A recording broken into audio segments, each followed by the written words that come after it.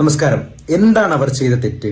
നിങ്ങൾ ആരെങ്കിലും എനിക്കൊന്ന് പറഞ്ഞു തരാമോ? പറഞ്ഞുതരാം, വിത്ത് എവിഡൻസ് പറഞ്ഞുതരാം. മറ്റാരെക്കുറിച്ചുമല്ല, രേണുസുതി.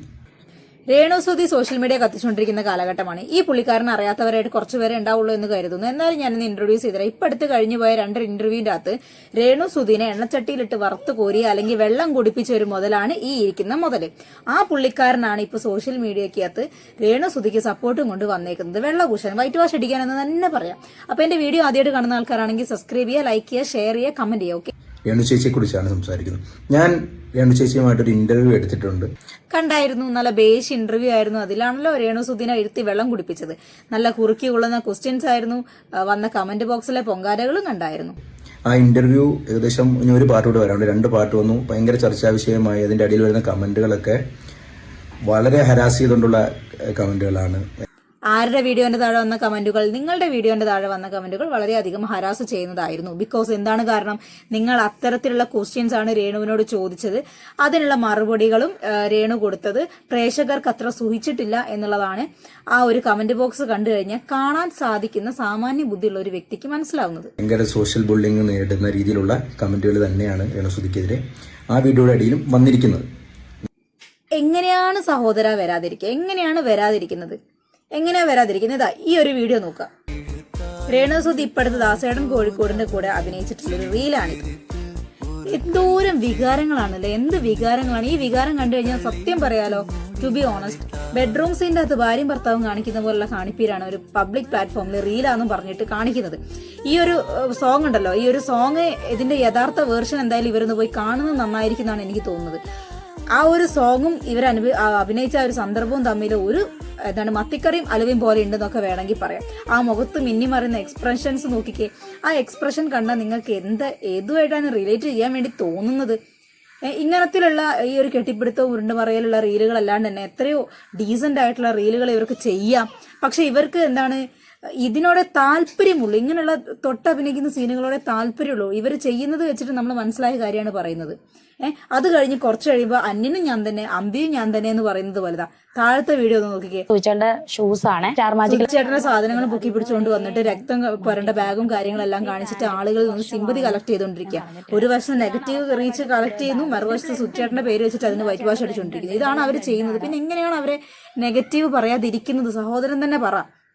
സംഭവം ശരി, രേണുവിന്റെ ഹസ്ബൻഡ് മരിച്ചു, അവർ വെള്ളസാരിയോട് നടക്കേണ്ട ഒരാവശ്യമില്ല. അവരുടെ ഇഷ്ടപ്പെട്ട പ്രൊഫഷൻ എന്ന് പറയുന്നത് അഭിനയമാണെങ്കിൽ അത് അവർ ചെയ്തോട്ടെ, അതിനും പറയുന്നില്ല ആരും. പക്ഷെ ഈ നെഗറ്റീവ് പബ്ലിസിറ്റിക്ക് വേണ്ടിയിട്ട് കാണിച്ചു കൂട്ടുന്ന കാര്യങ്ങൾ, ജനങ്ങൾ, അവരെ സപ്പോർട്ട് ചെയ്യുന്ന ജനങ്ങൾ അല്ലെങ്കിൽ അവരെ വിമർശിക്കുന്ന ജനങ്ങളെ വെല്ലുവിളിക്കുന്നത്, ഇത്തരത്തിലുള്ള കാര്യങ്ങളോടൊന്നും യോജിച്ചു പോകാൻ വേണ്ടി പറ്റില്ല. അവരുടെ അഹങ്കാരം നിറഞ്ഞ സംസാരം തന്നെയാണ് അവർക്ക് കിട്ടുന്ന ഏറ്റവും വലിയ നെഗറ്റിവിറ്റി. ഞാൻ വളരെ സിമ്പിൾ ആയിട്ടൊരു കാര്യം നിങ്ങളോട് എല്ലാവരോടും വേണ്ടി ചോദിക്കുകയാണ്.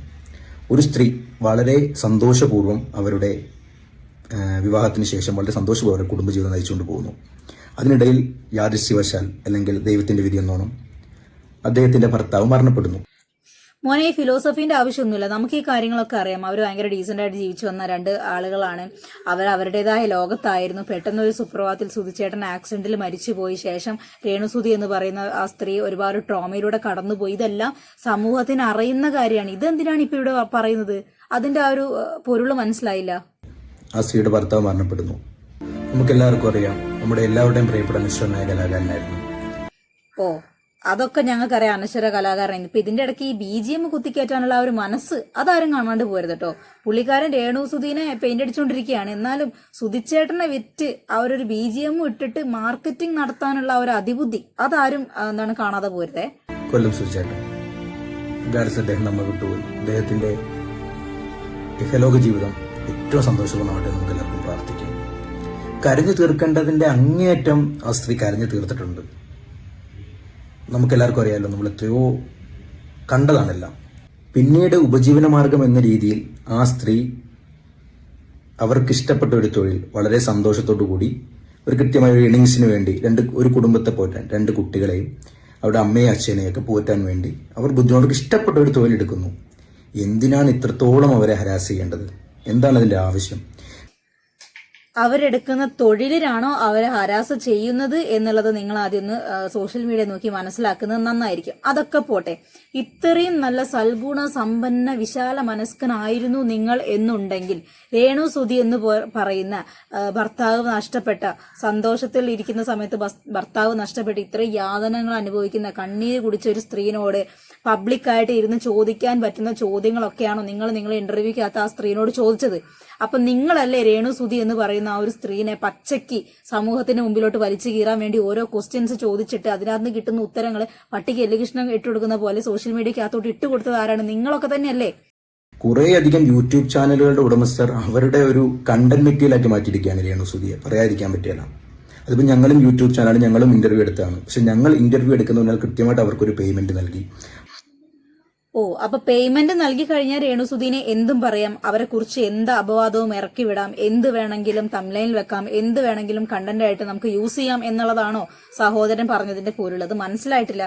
നിങ്ങൾ പൈസ കൊടുത്തു, ഒരു 5,000 രൂപ 6,000 രൂപ കൊടുത്തു കഴിഞ്ഞാൽ രേണു സുധി എത്ര നിലവാരമില്ലാത്ത ചോദ്യങ്ങൾക്കും ഉത്തരം പറയാൻ തയ്യാറായി ഇന്റർവ്യൂക്ക് വേണ്ടി വന്നിരിക്കും. അല്ലെങ്കിൽ നമുക്ക് അവരെ ഒരു കണ്ടന്റ് മെറ്റീരിയൽ ആക്കാൻ സാധിക്കുമെന്നാണോ നിങ്ങൾ ഈ ഒരു വീഡിയോയിലൂടെ ജനങ്ങൾക്ക് കൊടുക്കുന്ന ആ ഒരു സന്ദേശം? അവരുടെ സന്തോഷം കൂടി കണക്കിലെടുത്ത് കൃത്യമായി ചോദ്യങ്ങൾ ചോദിക്കാനുള്ള അനുവാദം മേടിച്ചിട്ടാണ്. ഇതെന്ന് പറയുന്നത് അവരുടെ യാതൊരു അവകാശമില്ല അവരുടെ പേഴ്സണൽ ലൈഫിലേക്ക് കടന്നു ചെന്ന് അവരെ മാച്ചും തേജവും ചെയ്ത് അതിൽ നിന്നും പൈസ ഊറ്റിയെടുക്കുക എന്ന് പറയും. പച്ചമലയാളത്തിൽ പറഞ്ഞാൽ വളരെ മോശം തന്നെയാണ് കാണിക്കുന്നത്, പറയാതിരിക്കാൻ പറ്റില്ല. അവർ ജീവിക്കട്ടെ, അവരുടെ ലൈഫ്, അവർക്ക് ഒരു ലൈഫേ ഉള്ളൂ, ഒരൊറ്റ ജീവിതമേ ഉള്ളൂ. ഭർത്താവ് മരണപ്പെട്ടു എന്ന് പറഞ്ഞ് പണ്ട് സതി നടപ്പിലാക്കിയതുപോലെ മോനെ അതൊക്കെ ഫീൽഡ് ഔട്ട് ആയ കാര്യമാണ്.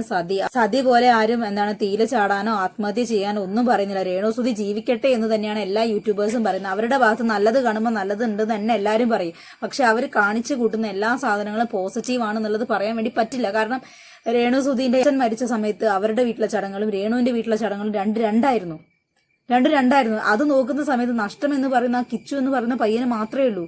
രേണു സുധിക്ക് നാളെ പിറ്റേന്ന് മറ്റൊരു വിവാഹം കഴിച്ച ഒരു ഭാര്യയും ഭർത്താവുമായിട്ട് മറ്റൊരു ജീവിതം സുഖമായിട്ട് തുടങ്ങാൻ സാധിക്കും. പക്ഷെ ആ അപ്പുറം നിൽക്കുന്ന കിച്ചു എന്ന് പറയുന്ന പയ്യനുണ്ടല്ലോ, അവൻ അച്ഛൻ ഒന്നേ ഉള്ളൂ. അവനത് മാറ്റി പുനഃസ്ഥാപിക്കാൻ വേണ്ടി പറ്റുന്നില്ല. നമ്മളൊരു പഴഞ്ചൊല്ല് പറയല്ലോ, 10 അമ്മ ചവന്നാലും പെറ്റമ്മ ആവൂലെന്ന്, അങ്ങനെ എന്തോ പറയല്ലോ. ആ ഒരു പരിപാടി അച്ഛന്റെ കാര്യത്തിലും അതന്നെയാണ്. 10 അച്ഛന്മാര് തിന്നു കഴിഞ്ഞാലും സുധിച്ചേട്ടനെ പകരം വെക്കാൻ അവനും കഴിയില്ല, റിതപ്പനും കഴിയൂല. മനസ്സിലായോ? അതൊക്കെ മനസ്സിലാക്കുക. അപ്പം നഷ്ടങ്ങളുടെ വാല്യൂ അത് ഒരാളുടെ പ്രവർത്തനം ആളുകൾക്ക് കാണിച്ചു കൊടുക്കും. ആർക്കാണ് നഷ്ടം കൂടുതൽ, ആർക്കാണ് നഷ്ടം കുറവ് എന്നുള്ളതൊക്കെ.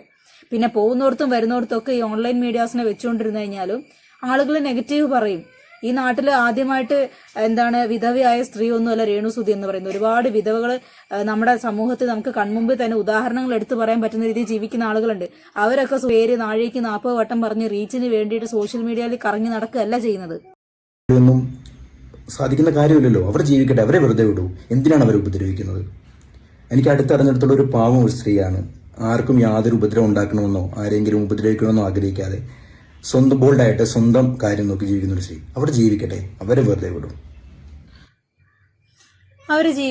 അവരെ വെറുതെ വിട്ടിരിക്കുന്നു. അപ്പം സഹോദരൻ പറഞ്ഞത് മാനിച്ച് നമ്മൾ ഇത് രേണു സുധീനെ കുറിച്ചിട്ടുള്ള ഒരു ലാസ്റ്റ് വീഡിയോ പോലെ നമ്മൾ ഇത് ചെയ്യാണ്. പക്ഷെ സോഷ്യൽ മീഡിയയിൽ കാണാൻ കൊള്ളാത്ത വേറെ ഏതെങ്കിലും തരത്തിലുള്ള നെഗറ്റിവിറ്റി അർഹിക്കുന്ന എന്തെങ്കിലും ഒരു സംഭവം ഉണ്ടെങ്കിൽ നമ്മൾ വീഡിയോ ആയിട്ട് ചെയ്തിരിക്കും. ഇനിയിപ്പോൾ രേണു സുധി എന്ന് പറയുന്ന പുള്ളിക്കാരി ബിഗ് ബോസ് പോവുകയാണെന്നുണ്ടെങ്കിൽ നല്ലത് കണ്ടാൽ നല്ലതെന്ന് പറയും, ചീത്തത് കണ്ടാൽ ചീത്തതെന്ന് പറയും. നമ്മൾ പണ്ട് രേണു സുധീനെ പല കാര്യങ്ങളും സപ്പോർട്ട് ചെയ്ത ആ ഒരു വീടിന്റെ പ്രശ്നം വന്നപ്പം, ദാസേട്ടന്റെ റീലിന്റെ കൂടെ വന്നപ്പം, രേണു സുധീന്റെ ഡ്രസ്സിങ്ങിനെ മറ്റുള്ളവർ കളിയാക്കിയ സമയത്ത് എല്ലാ സമയത്തും നമ്മൾ രേണു സുധീനെ സപ്പോർട്ട് ചെയ്തിട്ട് വീഡിയോ ചെയ്ത ചാനലാണ് ഇത്. ഇപ്പോഴും ആ വീഡിയോസ് എന്റെ ചാനലിൽ തന്നെ കിടക്കുന്നുണ്ട്. അതുകൊണ്ട് ധൈര്യപൂർവ്വം പറയാണ്, നെഗറ്റീവ് കണ്ടു കഴിഞ്ഞാൽ നെഗറ്റീവ് തന്നെയാണെന്ന് പറയും. ഓക്കെ, അപ്പൊ മറ്റൊരു വീഡിയോ കാണുന്നവരെ ബൈ.